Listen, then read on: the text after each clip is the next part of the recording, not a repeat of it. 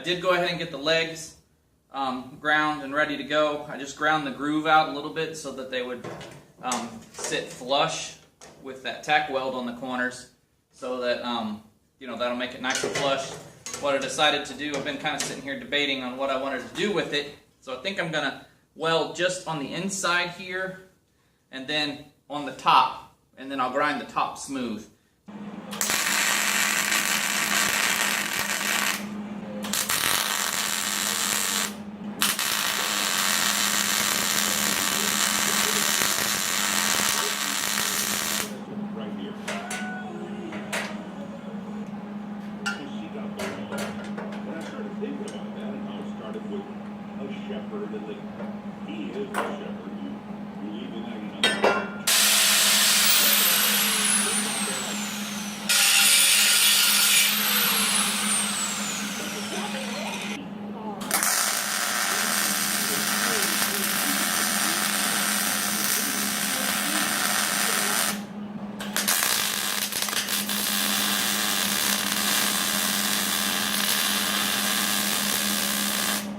Using these little spacers to get it just a touch up, so I'll have a place to weld on the other side.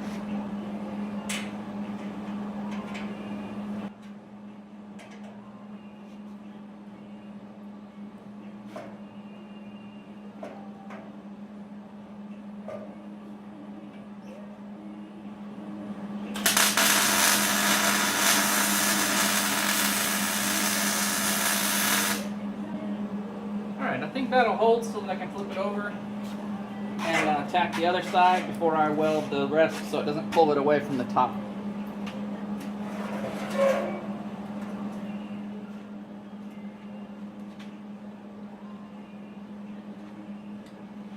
Oh, that's kind of heavy. Like I said, it's heavy.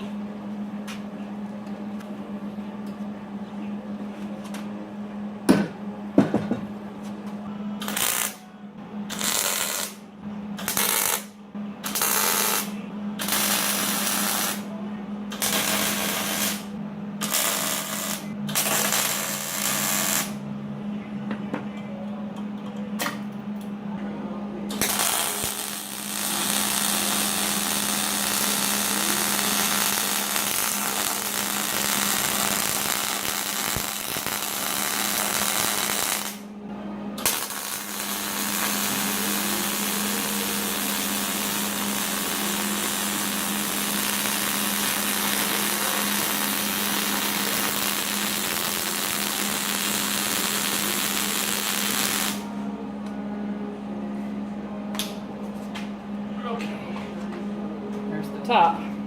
Man, it doesn't look too bad. Not a lot of grinding I'm gonna have to do. I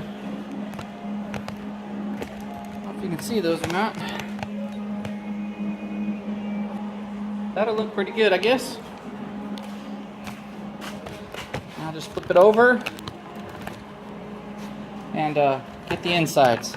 Okay, so now I'm just cutting off all the nails on the bottom and stuff that you know, was remaining and things, so that nobody pokes themselves if they crawl under it or pokes your feet up underneath or whatever. So cut all those off, grind them down a little bit, and then that'll be all set.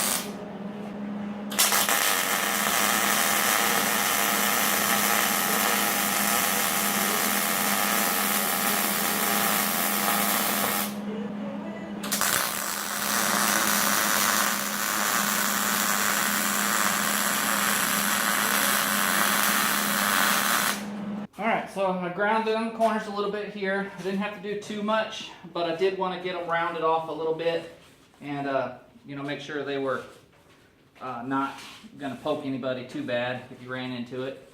So I did that, and then with this you know, you don't have to get all that mill scale off if you're going to paint it, because, you know, it takes a wire wheel and a grinder to get it off. It will stick. The paint will stick to it, and it won't make a mess. I do it all the time when I'm painting things, if I'm going to paint. So you just need to clean it off real good and get all the oil, you know, that black oil that comes off when you carry it, when you have the raw steel. That black oil gets on everything. Your gloves, you got to have a dedicated pair of gloves, basically. So you just want to clean it off real good with some kind of solvent or whatever. I usually use lacquer. I don't have that, so I'm going to try that deglosser stuff again and use that, but that's the only thing I have right now. But you want to just clean it off real good. See, some of that's coming off of there. I don't know if you can see that or not, but you just want to wipe it down real good, let it dry good, and that'll get all that oil and stuff off, and then you can prime it and paint it or do whatever you're going to do. I think I'm going to go ahead and just paint this black. I've been debating it all day long, and I don't know. My son said, you know, black and natural wood usually goes together, and it's true. Most of the stuff that's black and natural look pretty good, so I think I'm just going to go with that. I may go with that hammered paint. We'll see. I don't know. I'm probably going to go ahead and just paint it regular, see how it looks. And then if I need to, I'll come back with a can of the black hammered paint. Because that doesn't go as far anyway. And you just want the texture look. So once you paint it black, then you can just come back with that hammered stuff afterwards and give it a little bit of a run with that. So I think that's what I'm going to do. I'm just going to wipe it down though and start spraying it with some paint. I'll probably let this stuff dry for a good 30 minutes, and then I'll come back and start painting it.